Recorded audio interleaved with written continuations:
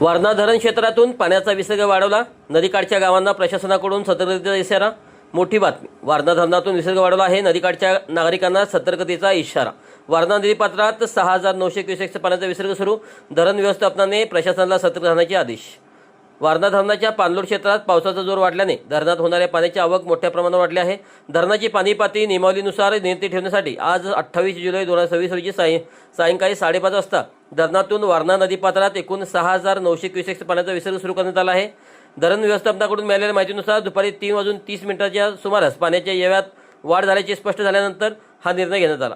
त्यानुसार वक्र दरवाजामध्ये विसर्ग 3,400 क्युसेक्सवरून वाढवून तो 5,500 क्युसेक्स करण्यात आला आहे. विद्युत ग्रहातून विसर्ग 1,400 क्युसेक्स विसर्ग पूर्ववत सुरूच ठेवण्यात आला आहे. असा एकूण नदीपात्रात आता 6,900 क्युसेक्स वेगाने पाणी सोडले जात आहे. पाणलोट क्षेत्रात सतत पाऊस सुरू राहिल्यास किंवा पाण्याची आवक अशीच वाढत राहिल्यास परिस्थितीनुसार नदीपात्रातील विसर्गात टप्प्याटप्प्याने आणखीन वाढ केली जाईल, असे धरण प्रशासनाने स्पष्ट केले आहे.